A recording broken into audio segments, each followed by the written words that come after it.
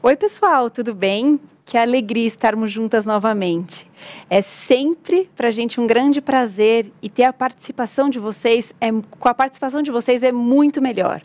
Por favor, conversem conosco no chat. Conversem conosco no nosso Instagram. O nosso Instagram é o @maternidadenareal.ipptv e o nosso e-mail é o maternidadenareal@ippinheiros.org.br.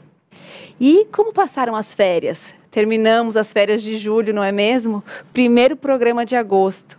E como nós fizemos no mês das mães, esse será um mês super especial para os pais. Com a participação de grandes homens, grandes pais, aos nossos olhos, com certeza. Mas eu não sei se ele vai dizer a mesma coisa, que eu só estou vendo ele rir aqui do meu lado. Mas antes da gente entrar propriamente no nosso tema, eu gostaria de perguntar para vocês. Qual é o papel do pai? O que a gente precisa saber como mãe? Até onde é o nosso lugar? Será que a gente precisa parar em algum momento ou não? A gente sempre vai fazendo, como mulheres que somos, assumindo e tomando o papel dos nossos maridos? É sobre isso que a gente vai conversar. Mas antes, eu quero chamar o nosso quadro Papo de Pai, que está super especial com o Ciomar. Pode rodar o quadro.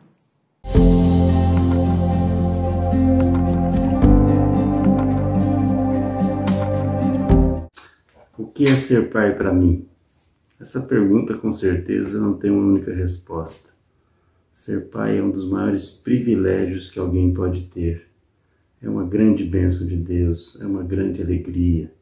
Ser pai é estar presente nos momentos difíceis, nos momentos alegres. É cuidar, é carregar no colo, é ensinar os caminhos do Senhor, é aprender. Ser pai é viver com intensidade. A Bíblia nos ensina em Salmo 127 que a herança do Senhor são os filhos, um grande galardão. Ser pai é um grande presente que Deus nos dá. Também a Bíblia nos fala em Salmo 127 que feliz o homem que enche deles, dos filhos, a sua aljava.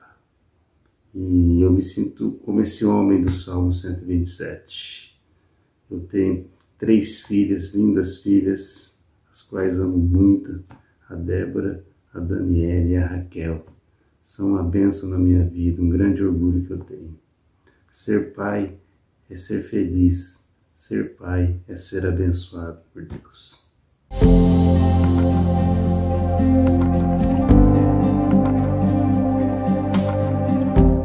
Muito obrigada, Ciomar. E como eu estava falando, conversaremos hoje sobre o papel do pai. Segundo a Bíblia, com certeza temos muitas lições para aprender. E para conversar com a gente hoje, temos o nosso querido pastor Arival, Elza e a Bernadette. Pastor, muito obrigada por estar aqui conosco. E se apresenta como pai. Quem são seus filhos? Bom, primeiro eu quero agradecer o convite honroso de estar aqui com vocês. Esse programa tem sido uma referência na programação da IPPTV. E muitas famílias, né, muitas pessoas, pais e mães, filhos, têm sido abençoados com o trabalho desse programa. Me sinto honrado de estar aqui, parabenizo vocês, um trabalho maravilhoso, que vocês continuem firmes, tocando esse projeto aqui. E eu gosto muito do nome, né, Maternidade Real, porque eu gosto muito das coisas reais, né.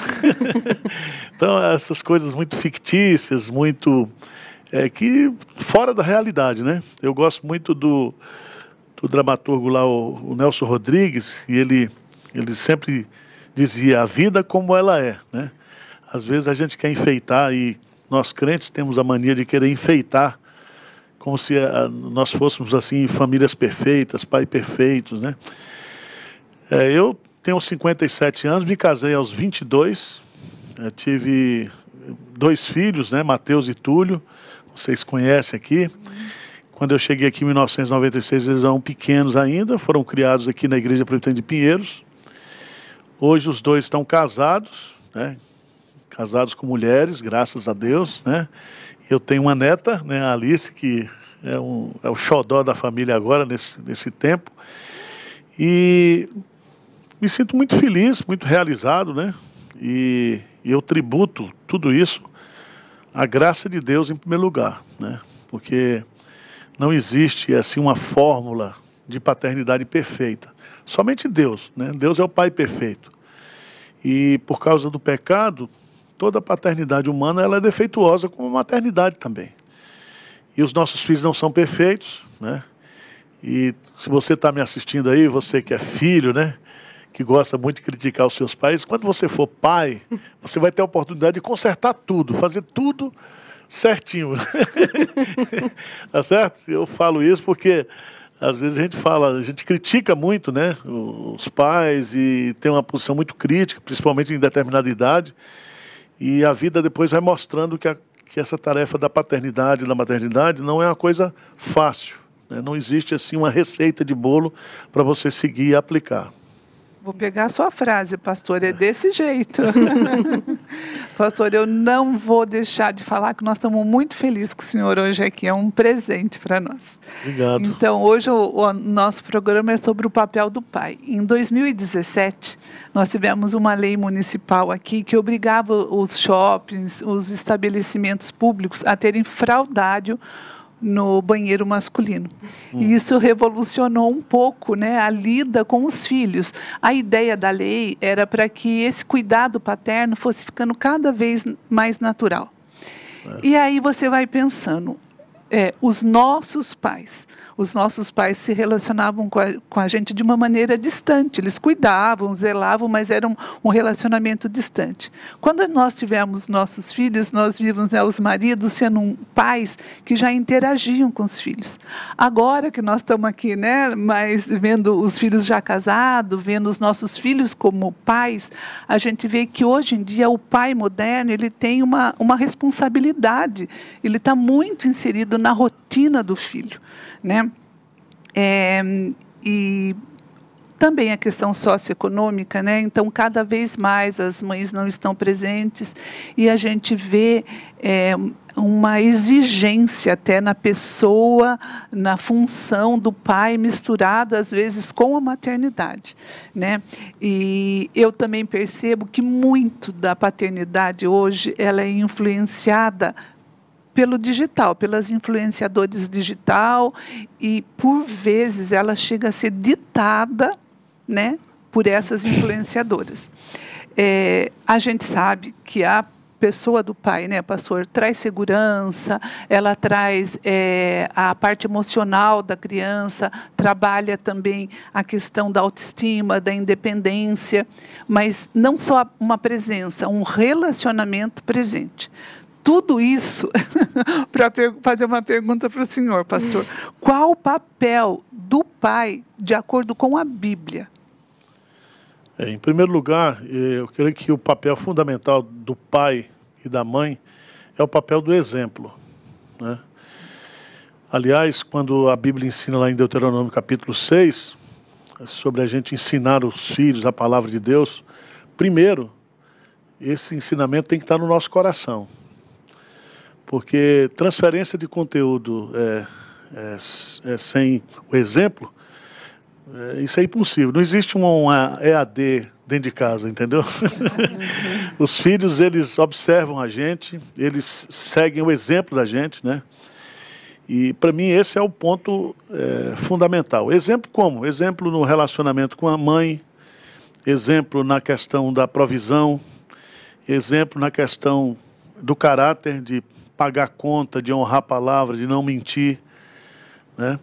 Exemplo de referência de trabalho, que eu acho que falta muito hoje, esse aspecto de que o pai, ele é uma pessoa que trabalha para sustentar a sua casa, para contribuir, para ser aquela figura bíblica do provedor, né? Primeiro, eu acho que esse é um ponto fundamental. Do ponto de vista na minha experiência, eu vou colocar aqui, eu creio que é a mãe que tem um papel, pelo menos na primeira infância, um papel mais direto, né? E alguns dizem que o pai tem justamente aquele papel importante quando a criança está saindo do ambiente seguro do lar para ir para a guerra, para ir para a escola, E o pai, então, entra aí como um treinador de guerra, como um general, etc., né? Mas o aspecto da afetividade, por exemplo, eu tributo lá a criação dos meus 2 filhos para a Tássia, né? Ela de fato era uma pessoa assim que estabelecia limites, horários, questão da alimentação, questão de tudo, do higiene até o falar com as outras pessoas, o tratamento com as outras pessoas, né? Bom dia, muito obrigado, etc. Então, a mãe tem esse papel muito forte na vida dos filhos, né? Eu entendo que nessa questão da função do papel do pai, por causa da nossa limitação, da nossa pecaminosidade, nós não somos perfeitos.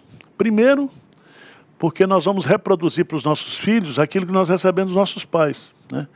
Então, às vezes, eu vejo a pessoa, essa questão da afetividade mesmo, né? De lembrar do dia do aniversário, de comprar o presente, de tudo. Então, quem teve isso, quem recebeu isso do pai e da mãe, é fácil reproduzir. Mas quem não recebeu, não se importa com isso. Entendeu? Então, eu acho isso muito interessante, né, do ponto de vista de você falha, não é porque você não quer, é porque você nunca aprendeu aquilo, você nunca recebeu aquilo, né? Às vezes no relacionamento conjugal, né, eu com Tássia diz, você precisa ser mais romântico, mais, né, uma pessoa assim, mais... Mas quer dizer, eu não sabia exercer essa função. E os filhos, de uma certa forma, eles têm expectativas diferentes, dependendo da faixa etária, né? No primeiro momento, o pai sempre é aquela figura heróica, né? Depois é a figura a ser questionada, o cara a ser derrubado do poder paterno, né? Então, tudo isso depende justamente das fases que a gente vai vivendo.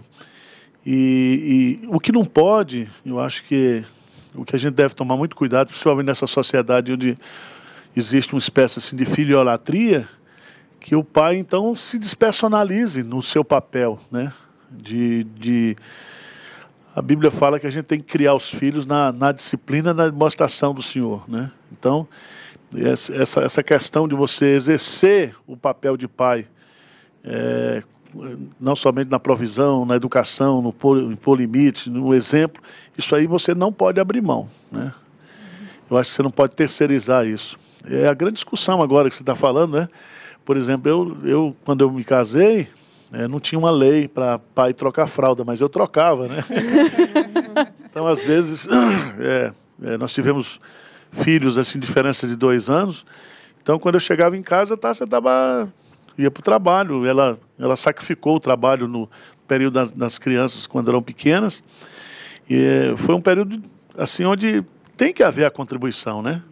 Porque quando nasce o filho, aquele foco amoroso do casal, de amado amante, né, muda muito para essa questão do filho, né? E aí você chega em casa também, a mulher está com uma roupa, né, bem diferenciada. De mãe. Aquele sutiã com tampão que abre assim para dar... Então, a gente muda o foco. E depois você retoma. É muito dinâmico, né? O relacionamento conjugal, e quando os filhos nascem, muda completamente a sua vida, né? A primeira coisa que você passa a não ter mais pais, né? Exatamente. Preocupação, né? Então, o papel do pai, eu resumiria justamente nesse aspecto do exemplo, do cuidado, né? Da referência. Eu, por exemplo, tenho o meu pai como referência. Da minha vida, foi o meu melhor amigo, e eu perdi ele aí 3 anos, vai fazer. Mas eu sempre tinha aquele porto seguro, né? Aquela referência, né? Era um homem semi-analfabeto. Era um homem que não discutia comigo as coisas que eu discutia. Mas ele era o meu herói. Ele era a minha referência. Que bonito isso, pastor. Legal, né? Agora, pastor, uma queixa bastante comum entre as mulheres, e inclusive no meio evangélico, é que o homem, às vezes, se omite no papel da liderança, da disciplina dos filhos, né? No papel de provedor, muitas vezes, ele se omite e as mulheres, às vezes, se veem forçadas a assumir essa função do pai dentro da casa, né? Tendo um marido dentro de casa, ele muitas vezes deixa essa coisa para a mulher tocar e fica, às vezes, disfuncional o lar, né? Trocam-se os papéis. O que isso vai repercutir na vida espiritual, na formação de uma criança? O que isso vai ter como consequência lá na frente? Veja bem, eu vejo hoje, né, que há uma crise nessa questão do homem, da identidade masculina, né? A mulher, ela impulsionada pela necessidade ou pelo feminismo, você falou aí, né, se ela assume é porque existe um vácuo na liderança. Então isso fez com que o papel da mulher crescesse muito, a influência da mulher. E o homem, quando vê isso, ele entra em crise, né? Então eu vejo aqui na igreja mesmo os problemas que a gente tem na área de aconselhamento conjugal, é justamente essa ausência da liderança masculina. Isso é fato, né? Até com as novas gerações, conversando com jovens hoje de 30 anos, eles não querem assumir um compromisso porque eles não querem ter responsabilidade de pagar a conta, de liderar, de chamar para si a responsabilidade, entendeu? Então eu vejo isso como um fato. A solução, aí eu acho que ela não é por atacado, né? É mais individualizado, né? Tem casos que você corrige com a conversa, com bate-papo, e tem casos que você não vai corrigir.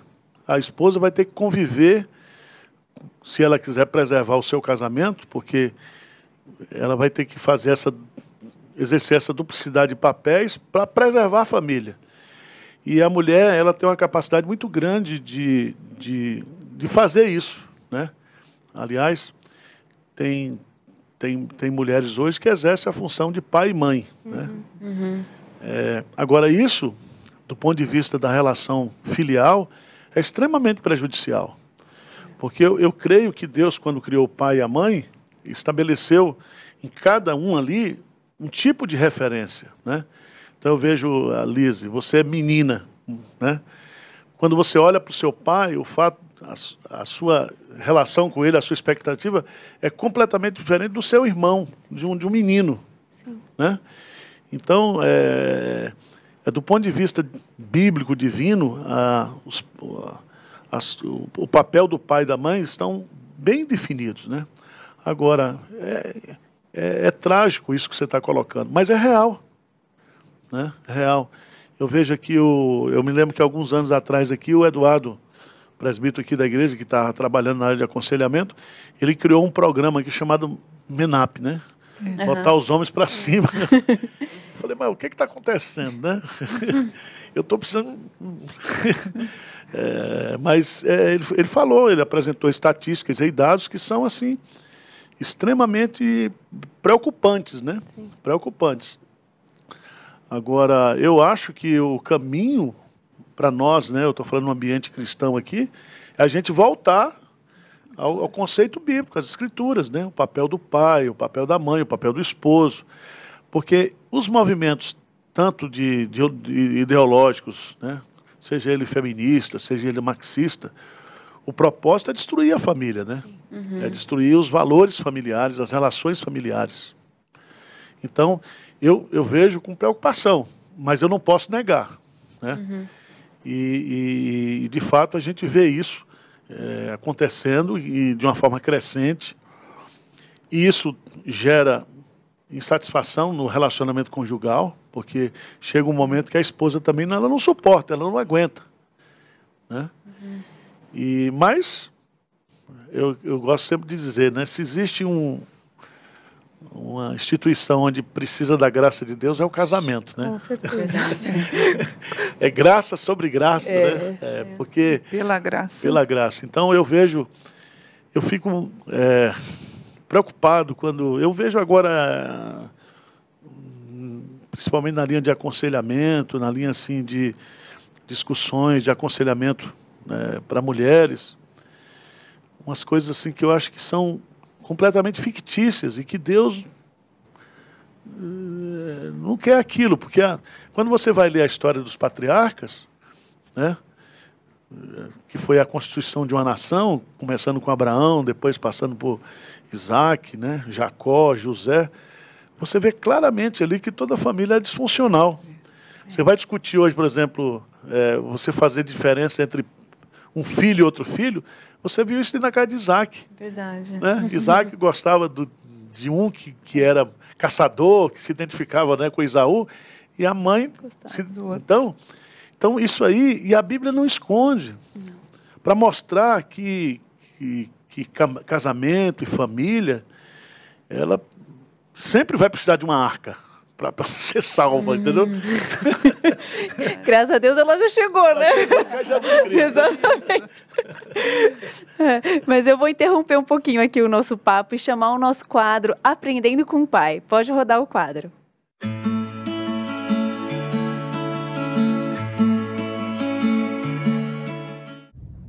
Oi, gente, tudo bem? Hoje, aqui no Aprendendo com o Pai, nós vamos ver o que a Bíblia diz a respeito do papel do pai. Qual deve ser o papel do pai na nossa família? A gente sabe que não é um único papel, não é mesmo? O pai deve ser o protetor, o provedor. E hoje eu quero destacar com você o papel de líder espiritual que o pai deve exercer na nossa casa, na nossa família. E para isso eu convido você a ler comigo o Salmo de número 78, dos versículos 3 ao versículo 7. Diz o seguinte: o que ouvimos e aprendemos, o que nos contaram nossos pais, não o encobriremos aos seus filhos. Contaremos à vindoura geração os louvores do Senhor e o seu poder e as maravilhas que fez. Ele estabeleceu um testemunho em Jacó, instituiu uma lei em Israel e ordenou a nossos pais que os transmitissem a seus filhos, a fim de que a nova geração os conhecesse. Filhos que ainda hão de nascer se levantassem e por sua vez os referissem aos seus descendentes, para que pusessem em Deus a sua confiança e não se esquecessem dos feitos de Deus, mas lhe observassem os mandamentos. Gente, aqui a gente vê claramente o povo de Deus transmitindo de geração após geração quem é o verdadeiro Deus, quem é o nosso Deus, os seus feitos, as suas maravilhas, o seu poder. E a gente sabe então que é papel do pai transmitir isso para os filhos. É o pai que vai reunir a família ao redor da mesa, juntos, para ler a Bíblia, para estudar, para conhecer, para apresentar quem é esse Deus tão maravilhoso para os nossos filhos. Nós, mães, vamos ser auxiliadoras nesse processo, nós vamos apoiar, nós vamos estar juntos fazendo isso. Mas como é importante que o pai seja quem puxe isso, quem realmente seja ali a âncora, que seja ao redor dele que isso aconteça. E como é importante para os nossos filhos que eles desde pequenos sejam levados a esse conhecimento de Deus, a conhecer as maravilhas que Deus fez lá no povo de Deus, lá no povo de Israel, mas aqui no povo de Deus, nas nossas vidas, nos nossos dias, na vida da nossa família. Juntos como família, a gente sentar para reconhecer a mão de Deus conduzindo, amparando o poder de Deus hoje, aqui presente em nossas vidas. E o pai, dentro do seio da família, é quem é o responsável principal por levar os filhos a conhecer esse Deus, para que esses filhos não se desviem do caminho de Deus, para que esses filhos reconheçam também quem é esse Deus e assim possa amar a Deus sobre todas as coisas e obedecê-lo em tudo que fizerem. Que papel importante, fundamental, essencial é esse dos pais, não é mesmo? E nós dependemos de Deus para exercer esse papel. Que Deus possa nos sustentar, nos capacitar a cada dia, para então levar essas verdades aos nossos filhos, à geração futura, aos nossos netos, e que os pais, dentro da nossa família, sejam de fato esses líderes que nos levem a conhecer mais e mais o nosso Deus. Que Deus nos abençoe.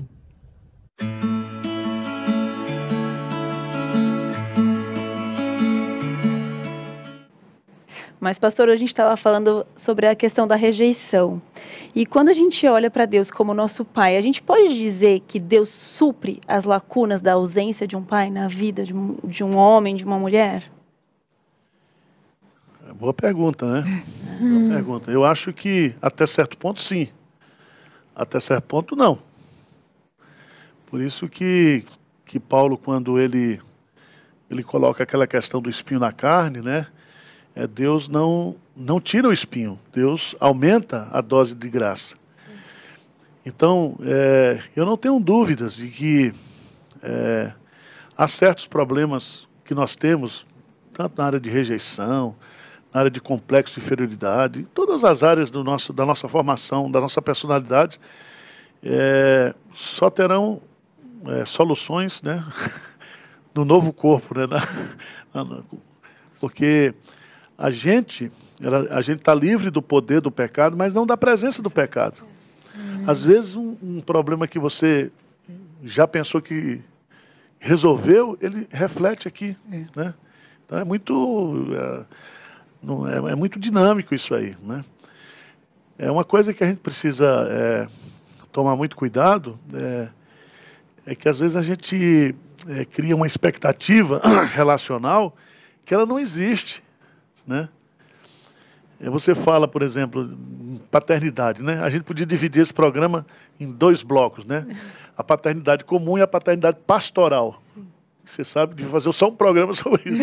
Vamos fazer, porque essa questão da paternidade pastoral já é completamente diferente, né? Por quê? Porque os filhos do pastor são vistos de maneira diferente, a mulher do pastor é vista diferente, né? As expectativas são irreais, como se, né, quando apronta uma coisa errada, mas até o filho do pastor está envolvido, né? E também, pelo fato da gente estar pregando ali, ensinando, as pessoas projetam uma pessoa perfeita. Uma pessoa perfeita, né? E a gente não é, né? Eu estava contando para você, né? Eu conversava assim com os filhos, né? Sempre falei, meu filho, o que você acha de meu pai? Falei para Mateus, que é o mais crítico, né? O mais artista, né? O mais inteligente, assim, do ponto de vista de relacional. Ele tem uma capacidade muito grande de relacionamento. O Túlio é mais contido, né? Mas é irônico, sarcástico, né? Então, isso é uma variação minha, né? Mas ele falou assim, não, pai, o senhor é doido, mas é crente, né? O fato de meu filho reconhecer que eu sou crente, isso para mim é um elogio, né? Porque eu conheço colegas meus que são pastores, influenciadores, escritores, e que os filhos são ateus hoje. Isso é difícil. Infelizmente, né? Entendeu? Há um mistério nessa questão da maternidade, da paternidade. Você encontra muitas vezes pais imperfeitos que têm filhos exemplares, né? E você encontra pais perfeitos com filhos que não são exemplo. Só um exemplo, por exemplo, bíblico, é o caso de Sansão. Sansão nasceu fruto de oração para ser um líder, para ser o libertador de Israel, para ser um menino diferenciado desde o ventre materno. Mas a primeira coisa que ele fez quando se tornou jovem foi ofender o pai e a mãe casando com uma mulher filisteia. E os pais foram contra, mas ele fez aquilo com uma forma de agredir os pais, né? Então, há muito mistério nessa questão que você coloca aí de pai exemplo, né? A questão de Deus suprir também. De Deus suprir. Eu acho que se Deus não suprisse a paternidade, a relação pai e filho seria insuportável, né? O profeta Malaquias fala, né? Assim, ele coloca lá que os pais devem se converter aos filhos e os filhos se converterem aos pais. Porque é uma relação meio, assim, diferenciada, porque há componentes que não são racionais, há componentes que não são explicáveis. Certo? Eu posso chegar para você e dizer assim, seu pai não presta. Ele vai dizer, meu pai não presta para você. Né? É como filho, né? mãe de bandido é mãe, continua sendo. O filho pode ser bandido. E ela não está preocupada se o pai presta ou não, se o filho presta ou não. Isso é muito claro, por exemplo, na parábola do filho pródigo, né? Sim. Porque o grande pródigo ali não é o filho, é o pai, né? Que vai atrás, que espera, que perdoa, que aguarda, né? Que é humilhado e passa por todo aquele processo, mas ele não desiste. Então, eu quero dizer para você, pai aí, né, fica tranquilo. Fica tranquilo no sentido não de ser omisso, mas de fazer a sua parte, entendendo que sem a graça de Deus, sem a misericórdia de Deus, né, seus filhos não serão bons filhos nem bons cidadãos, né? Você tem que permitir que eles também tenham, entenda o que eu estou dizendo, a experiência deles com Deus. Porque no final não vai ser a minha influência paterna que vai ser o ponto focal.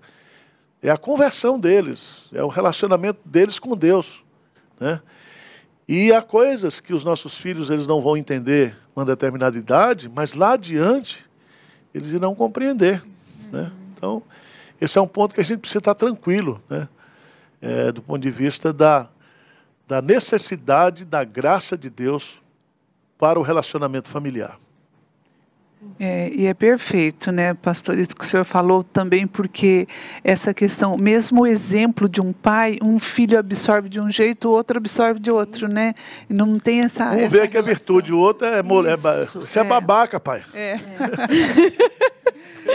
Mas sabe, pastor, eu trabalhei 30 anos com a primeira infância, né? E era incrível, assim, essas crianças, quando eu entrava uma figura masculina na escola, as crianças pequenas estavam brincando, paravam de brincar, ficavam seguindo, queriam ir lá conversar com aquele estranho que entrava na escola, né? E aí um dia eu fiquei pensando, mas por que esse interesse tão grande, né? Se ia ver quem trazia para a escola, as mães ou uma tia, entregava para uma professora, que ficava com a tia da escola. Quer dizer, o mundo infantil é muito feminino. Né? E aí, no papel do pai, como a gente está conversando, para estabelecer esse relacionamento, ele não é natural. Ele é pensado, né? Você tem que cultivar, você tem que fazer isso aí desenvolver, você tem que fazer isso ampliar a ponto de ser recíproco. Você é amigo dele e o filho também se interessa pelo pai. E além de ser recíproco, tem que ser um relacionamento bom. Ufa, quanta graça a gente precisa para isso, né? Agora pensa no nosso foco de hoje, que é o cuidado com o nosso filho espiritual. Se para o físico e emocional a gente precisa de estar lá, de estar incentivando, de estar trazendo a criança junto, de estar participando, agora o espiritual, que pela graça de Deus é só o Espírito Santo que convence, mas nós temos o compromisso bíblico de ensinar a palavra. E ninguém ensina à distância, ninguém ensina sem a presença, né? Então, esse provérbio, eu acho que quando o senhor estava falando do seu pai, eu imaginei, nossa, parece que o senhor disse isso daqui, ó, no Provérbios 27, que fala, o homem justo leva uma vida íntegra, como são felizes os seus filhos, né? Que o senhor comentou que não era nem uma questão de estudo, nem uma discussão ali acadêmica, mas o exemplo de vida trouxe felicidade nesse sentido, né? Se eu só colocar por exemplo, eu fui criado numa família muito pobre. Então, certas expectativas que alguns filhos têm hoje, a gente não tinha. E a gente encarava com naturalidade. Não ficava com complexo, nem desenvolvia nenhum tipo de ressentimento com os pais, né? Os pais sempre foram referência para a gente. Então, por exemplo, meu pai tinha uma carimbaria, uma gráfica. Uma coisa que eu admirava muito dele é que ele dizia o seguinte, quando ele marcava um dia para entregar o trabalho, ele falou, meu filho, a coisa mais importante para o homem é a sua palavra. Entendeu? E eu vi também assim, a integridade dele nessa questão de dinheiro, mesmo passando por necessidade, ele nunca se vendeu, nunca se corrompeu, né? Então, isso são coisas que a gente carrega, né? E isso se aprende no lar. Porque eu digo que a grande bênção que você tem no lar não é o conteúdo ensinado. É o exemplo. É uma amizade. Né? Aquele ditado, né? Faço o que eu falo, não faço o que eu faço, não funciona na paternidade, nem na maternidade. Mas a educação é influência, né? Sim. Por exemplo, você sabe que depois você vai ter na universidade grandes professores que esses caras não significaram nada para você. Você tem aquele professor mais simples, mas o caráter dele, a hombridade dele, isso impacta a sua vida. E aí eu acho que... Eu começo a falar do meu pai, eu me emociono, né? Então, é isso. Então, o que eu estou deixando para Túlio e Mateus, né? Eles já são homens criados hoje, estão casados, trabalhando. É isso que eu sou. Eu não tenho o que esconder, né? E é muito interessante, tem coisas que se mistifica muito hoje e dá uma glamorizada que não faz parte, por exemplo, né? Às vezes você quer conversar com o filho, às vezes você quer ter um diálogo com o filho, mas o filho não quer. Sim. Né? Aí você diz, não é porque ele não quer. Às vezes eu digo sempre, quando os meus filhos eram adolescentes, às vezes era mais fácil eu pedir para o Milton ou para alguém, o Reinaldo, conversar com eles do que eu, entendeu? Porque já havia essa questão. É meu pai, sou contra, né? E eu me lembro que a gente fazia algumas vezes culto doméstico, mas não era todo dia, né? Como eu sei que tem muita gente que faz todo dia. E minha casa era falha nisso. Eu não fui aquele pai que... Primeiro porque a minha vida é a igreja. E Tássia sabia disso e ela assumiu esse papel para ela, né? Mas eu me lembro quando os meus filhos eram adolescentes que eu orava na porta do quarto deles, né? Quando eu não conseguia orar com eles. Mas aí eu ajoelhava, a porta trancada, né? E ali eu orava por eles, pedindo a bênção de Deus para a vida deles e tal. E nesse percurso aí também, eu fui colocando muito claro, né? Quando eles estavam terminando o 2º grau, eu disse, meu filho, é o seguinte, ó, seu pai é pastor, né, ou você passa na USP, que é pública, ou passa no Mackenzie. Então não inventa GV, nem outras escolas. Então, é isso. Outra coisa, que eu estabeleci horários para eles chegarem em casa, né? E uma coisa que eu também falei, olha, você, por favor, não namore as meninas da igreja, prejudicando, né? E isso é uma coisa que vai criar um conflito muito grande para o seu pai e para vocês também, né? Sim. E aí eu acho aí que nessas imperfeições minha, a Tássia entra também, né? A mãe entra, porque eu acho que o papel da mãe, em certo momento, ela é indispensável nessa questão, principalmente filho homem, né? É tanto, por exemplo, que hoje nós temos o WhatsApp da família, né? Eu falo pouco, né?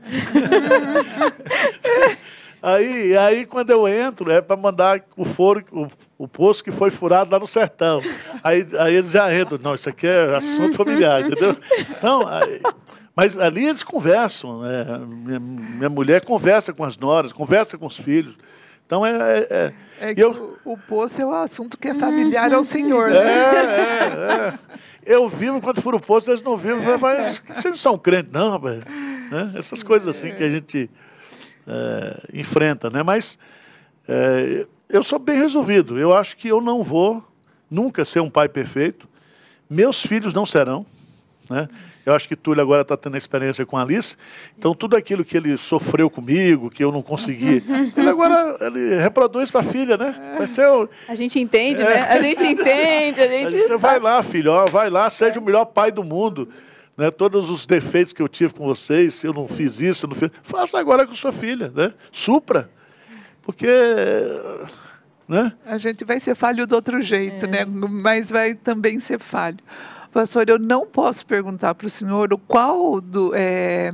como que fala, qual princípio bíblico que um pai não pode deixar de executar, porque se é princípio, ele tem que executar todos. Mas qual princípio bíblico? Eu acho que o senhor até já disse, né, para a gente, que, assim, que tinha que ser assim, o emblema de um pai. Eu acho que é o exemplo.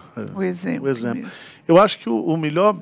O único método eficiente de educação é o exemplo. E chega uma fase na vida, os adolescentes, né? Eu estava pregando aqui semana passada para os adolescentes. Eu gosto muito dos adolescentes. E eu sei que muitos gostam de mim. E eles gostam muito por causa da autenticidade. Né? Eu acho que essa questão do que cria problema é que o pai diz uma coisa e faz outra. Né? Então isso vai gerando na cabeça do menino uma crise. Né? E eu acho que o exemplo no tratamento com a mãe, né? No suprir a casa, no conviver com a casa, isso aí, no exemplo de trabalho, né? Eu tinha muita preocupação que meus filhos fossem preguiçosos, vagabundos. Eu comecei a trabalhar aos 13 anos e, por incrível que pareça, eu sou já aposentado pelo INSS com 37 anos de contribuição, né? E eu fico muito preocupado com isso. E eu vejo que eles, hoje, Túlio, por exemplo, é um cara Caxias, né? Ele é um cara que trabalha, o trabalho dele aqui na igreja, ele não falta. Eu vejo, às vezes, com reclamações de mulher e tudo, mas ele leva o paletó lá para casa. E o próprio testemunho dos colegas dele aí, né? Mateus nem se fala, Mateus é um cara totalmente metódico, chato, gosta de tudo. Ele quer colocar um compasso e em tudo na vida, né? Eles são... Então, isso para mim, eu acho que é gratificante, né? Eu vejo como eles são responsáveis na questão da condução do lar, no pagar as contas, no fazer a gestão familiar deles. Isso para mim é... Né? E eu recebo, por exemplo, a reciprocidade também das pessoas, né? Os elogios. O Mateus está lá no Mackenzie, ele tem uma vocação mesmo de ensino, você vê que ele gosta daquilo, tudo é ao contrário, né? Mas o Túlio, quando foi promovido aí, é uma coisa que eu achei muito interessante. Eu não sei se ele vai autorizar eu falar aqui, mas teve acho que o ano passado ele assumiu a direção de compras da empresa, é uma multinacional, e ele faz compra de material para toda a América Latina, né? E ele foi no fornecedor aí, para acertar, que era o maior fornecedor, e na saída, a secretária deu um envelope para ele, né? Um envelope grande. E ele não entendeu aquilo. Quando ele desceu no carro, que ele abriu, era dinheiro, né? Aí ele voltou, foi lá, entregou, falou, olha, isso aqui não é meu. Né? Ele estava até querendo liquidar o apartamento, disse, dava para liquidar. Mas aquilo eu achei, para mim, a atitude dele, né, assim, uma coisa que revela o caráter dele, revela a fé dele, né, e para mim isso é gratificante. É fruto de um exemplo também. É gratificante, né? Porque eles sabem que eu nunca... Né? Sou pastor há 35 anos, eu nunca me apropriei de dinheiro de igreja, nunca me apropriei, não explorei irmãos. Né? Então eu tenho nada a esconder, nada a provar, nada... Eu também não tenho medo de CPI, de comissão de inquérito, a gente vive em paz, né?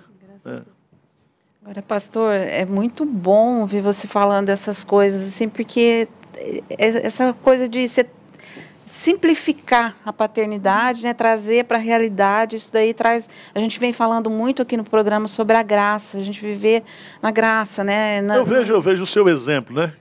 A primeira vez que eu fui na sua casa, fui aqui na Raposo Tavares, Raposo não, naquela... Eliseu de Almeida, você morava perto de um negócio, frango frito. Eu entrei lá no seu apartamento, era o cheiro do frango frito, né? E você estava com as meninas pequenas, acho que duas só. A terceira nasceu depois, né? E eu vi o esforço de vocês, né? Criando, junto com os meus e com os outros da igreja, né? E suas meninas são bênção. Não estão firmes na fé, né? Mas você pega a Débora mesmo, a filha mais velha, né? Ela tem um temor de Deus, né? Então, eu vi o esforço do seu esposo, né, do senhor Mar, de pegar essas meninas, de trazer para a igreja, de fazer isso, né? Então, são coisas que a gente precisa também descansar o coração. Sim. Porque chega uma hora que a responsabilidade não é nossa mais, né? A paternidade, eles nunca vão deixar de ser filho da gente. Se eles sofrerem, ele vai sofrer até morrer. Mas a responsabilidade dos atos, das decisões, não são mais nossas, né?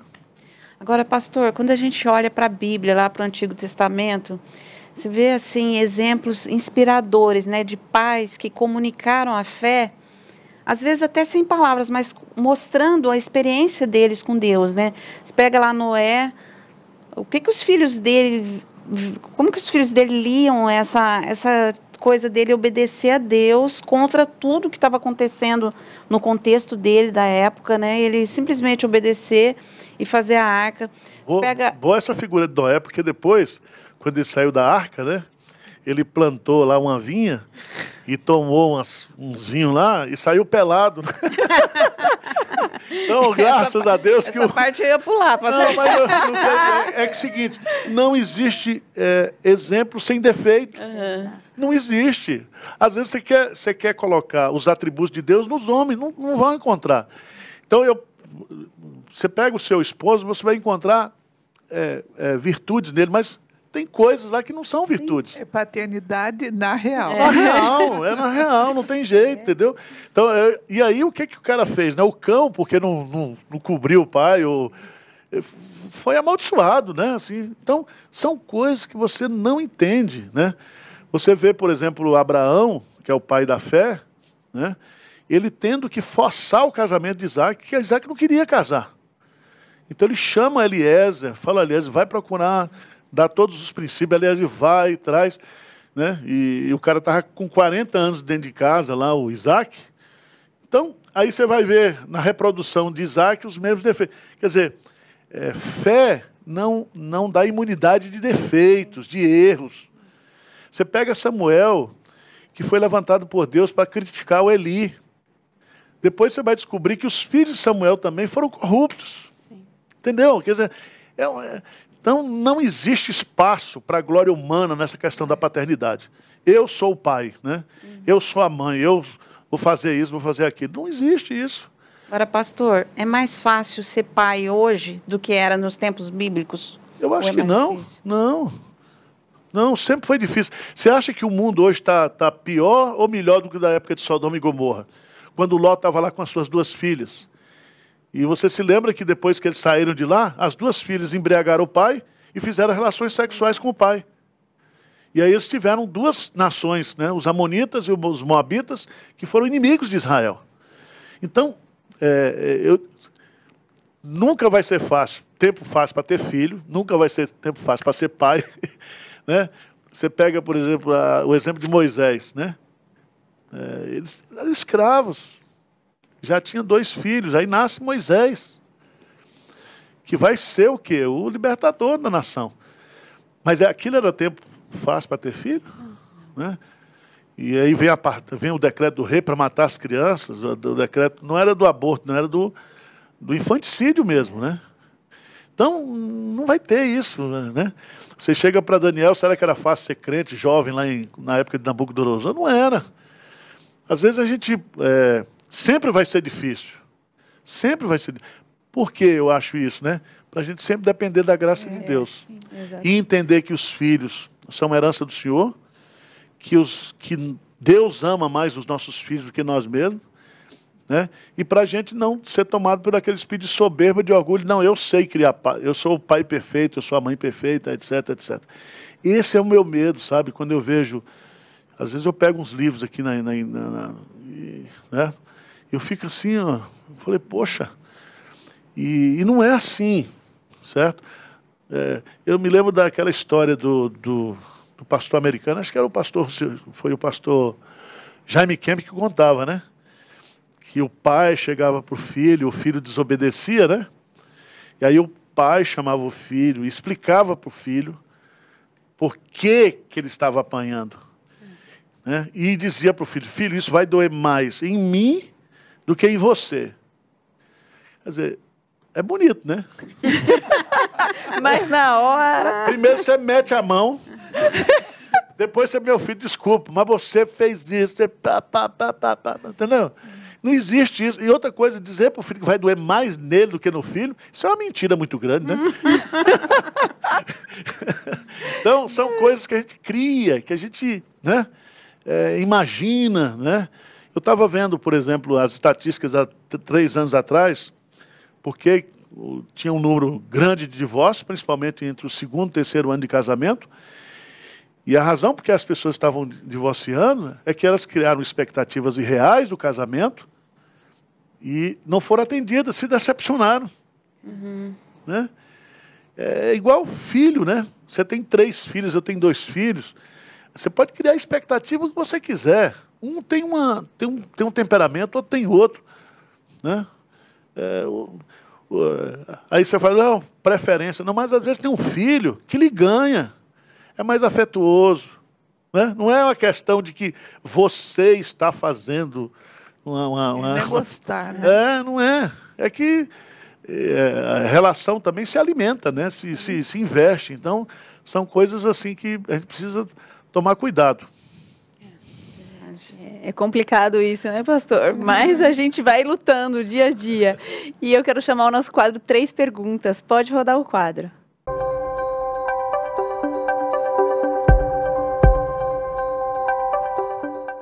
Pastor, qual o nome do seu pai e o que o senhor mais admira nele? O nome do meu pai é Benedito. Uma das coisas que eu mais admiro no meu pai é o fato da presença dele em toda a minha vida. Lembro de muitas coisas, de muitos momentos de brincadeiras, de ensino, de instrução. Eu admiro pela presença dele na minha vida constante. E o que é ser pai para o senhor? Bom, para mim, ser pai é mostrar para o meu filho a imagem de Cristo Jesus. Eu acho que ser pai é ser um discipulador. A maior tarefa que eu tenho como pai é estar presente e mostrar para o meu filho o quanto Deus o ama e o quanto o Senhor também quer cuidar da vida dele. E por fim, como o senhor gostaria que os seus filhos respondessem à primeira pergunta? O que eles mais admiram em você? Eu gostaria que meus filhos dissessem que admiram em mim o fato de estar próximo deles, de estar presente na vida deles e de principalmente que eu creio em Cristo Jesus, o quanto a minha fé, o meu testemunho afetou a vida deles nos momentos que eles me viram orar, que eles me viram ler a Bíblia, que eles me viram como eu tratei a mãe deles. Eu quero impactar meus filhos pela fé que eu vivo em Cristo Jesus.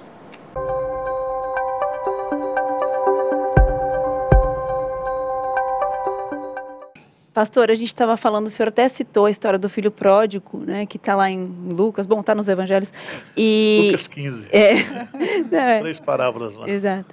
E o que o que o senhor falou foi do pai pródigo, mas tem essa questão do filho, né, de quando a gente olha o nosso filho fora, o senhor até citou, né, às vezes a gente faz tudo, ensina tudo, mas cadê, né? Por que não deu certo? E qual que é a nossa? Eu sei que a nossa esperança está na graça, mas existe algum conselho, alguma dica que o senhor daria para esse pai que está nessa espera difícil? Né? Não, primeiro, os nossos filhos, eles são do Senhor. Segundo, os nossos filhos, eles vão ter a experiência deles de conversão. Então, a gente gostaria, quando a gente batiza os filhos na infância, é que eles sejam crentes já como João Batista, né? Desde o ventre materno, cheio do Espírito Santo. Mas a história não é assim. Às vezes o filho precisa passar por um deserto, precisa passar por um período de afastamento, mas ele não está fora do radar de Deus, né? E a gente sofre, né? Sofrimento de filho é sofrimento de pai. Eu gosto sempre de dizer isso nos casamentos, né? Felicidade de filho é felicidade de pai. Mas nunca assumir que o filho saiu da igreja por nossa culpa.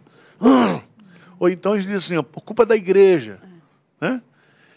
Não é isso. É que os nossos filhos, eles, assim como nós, todos nós temos a nossa história de conversão. A nossa experiência de vida com Deus. Né? Você pega Santo Agostinho, que é um exemplo histórico, a mãe dele, a Mônica, orou 35 anos para que ele se convertesse. E ele era um devasso. E os últimos dias da vida dele, ele se tornou um grande teólogo, né? Então, a gente precisa... Eu disse uma vez aqui, pregando para os pais, né? Para os pais não se sentirem culpados, porque os filhos estão fora da igreja. Eles foram educados, foram ensinados, mas eles precisam ter a experiência deles com Deus. E é difícil, essa espera é muito difícil, né? A gente conversou aqui num outro programa que é muito mais fácil você ouvir o não e o sim de Deus. Agora o espera é uma dor terrível. E, pastor, eu queria te agradecer, a gente está chegando ao final, e eu acho que vocês viram que o nosso programa foi um pouquinho diferente hoje, a gente deixou tudo para o pastor, e que delícia que é isso! E a gente... Vou cobrar. Pode cobrar. Mas a gente queria te agradecer, e gostaria de saber se o senhor gostaria de deixar uma palavra final para as pessoas que assistem nosso programa. Não, eu acho o seguinte, né, a gente nunca deve desistir de ser pai. Sempre, a paternidade é sempre um recomeço, né, com uma vida cristã. Tem pais que começam mal e terminam bem, né? Eu acho que isso é uma coisa que a gente precisa aprender. E falar para os filhos também, né? Que amem os seus pais, respeitem os seus pais, com todos os defeitos que eles têm também, e terão, e você não vai dar jeito mesmo. Você vai ter que aprender a conviver com esses defeitos, né? Amá-los acima de tudo, como Deus nos ama, né? Como Deus nos ama. E fazer um apelo, né, dentro daquilo que a Bernadette colocou aqui, que você, como pai, como homem, assuma a sua responsabilidade, né? Na sua casa, diante da sociedade, diante de Deus, em primeiro lugar. Você precisa mudar a sua história, meu filho, né? Senão, seu casamento vai para o beleléu. Depois você fica perguntando por que né, a mulher pediu separação. Porque hoje, quem está pedindo o divórcio, na sua maioria, são as mulheres. Entendeu? Então, a gente precisa... Você fica de prontidão aí, cara. Tá bom? Muito obrigada, pastor, mais uma vez. Pessoal, eu não tenho palavras aqui para agradecer e para dizer o quanto eu aprendi aqui hoje. Mas uma palavra que ficou para mim e que está aqui martelando na minha cabeça é exemplo. Nós temos que ser exemplos para os nossos filhos, nós mães e nós pais. E a melhor coisa que a gente pode saber e descansar nela é que a graça, porque é um belo lugar na graça de Deus, tanto para a maternidade quanto para a paternidade, que a gente possa descansar nisso. Tchau, pessoal. Até o próximo programa. Tchau. Tchau, pessoal. Deus abençoe vocês aí.